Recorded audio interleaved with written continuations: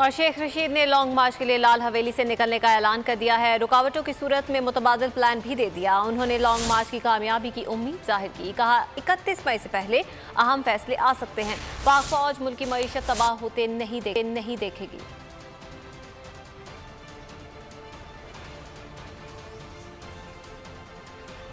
बड़े मार्के के लिए कप्तान ही ललकार। शेख रशीद भी लॉन्ग मार्च के लिए तैयार। साबिक विफाकी वजीर ने लाल हवेली से निकलने का ऐलान कर दिया। रुकावटों की सूरत में मुतबादिल प्लान भी दे दिया।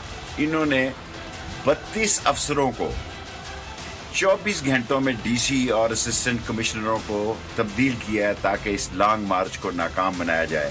इंशाअल्लाह ये लॉन्ग मार्च नाकाम नहीं होगा, कामयाब होगा। शेख रशीद ने लॉन्ग मार्च की कामयाबी की उम्मीद जाहिर कर दी। अगर मेरे अल्लाह को मंजूर हुआ तो इंशाअल्लाह 25 तारीख 2 बजे लाल हवेली से हकीकी आज़ादी मार्च लॉन्ग मार्च के लिए इस्लामाबाद के लिए लाल हवेली से निकलेंगे। मकसद इन चोरों का जो अपने FIA, ANF, नैब से केसेस ख़त्म करवाना चाहते थे और सुप्रीम कोर्ट ने एक अजीम सो मोटिव फैसला किया जिनसे इनकी नींदें हराम हो गई हैं।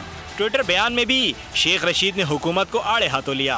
कहा फौज को सियासत में घसीटने की कोशिश की जा रही है। हुकूमत का 40वां पूरा हो गया। मरकज और पंजाब में सिर्फ एक वोट की अक्सरियत है। बलूचिस्तान में अदम एतमाद होने जा रही है। हुकूमत की कोशिश है गैस और बिजली का मसला इनसे हल करवाएं। उन्होंने कहा पाक फौज मुल्क की मईशत तबाह होते नहीं देखेगी। 31 मई से पहले अहम फैसले आ सकते हैं। सब्सक्राइब करें और बेल दबाएं ताकि कोई खबर रह न जाए।